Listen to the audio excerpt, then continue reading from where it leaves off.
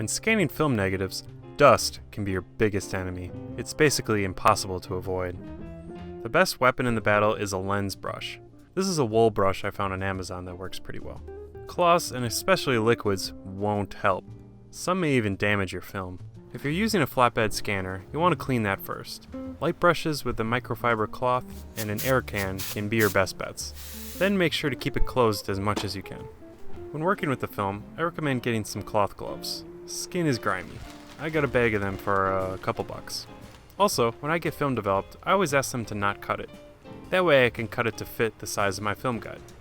Carefully insert the film strips upside down and clamp them into place. Then brush each side of the film a few times. These types of brushes really do work well.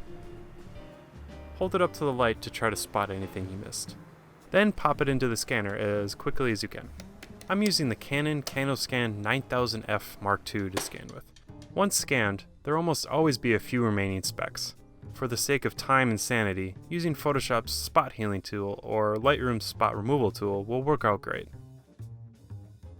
For scans that you really need to be perfect, there is a method where you do the cleaning and scanning twice, then use Photoshop to average out the photos, removing the dust in the process. It's a little time consuming, so make sure it's worth it to you.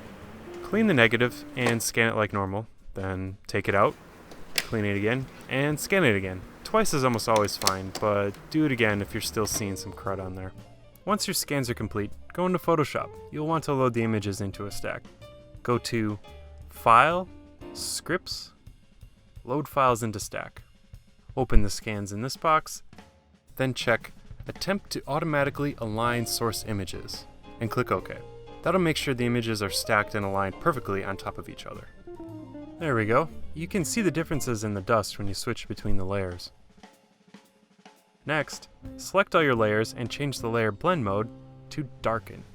Poof, beautiful. The darken blend mode basically replaces the lighter pixels of one layer with the darker pixels from the other layers, if there's a difference. This works to our advantage when scanning negatives, as the dust shows up very white after being scanned and inverted. When scanning positive film, everything would be done the same, but you'll want to select lighten instead of darken, because the dust will show up dark as it's not being inverted.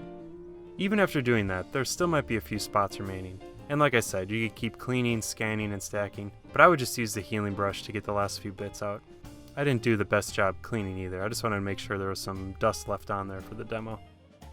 So there you have it. Save the image and you're ready to go. Thanks for watching.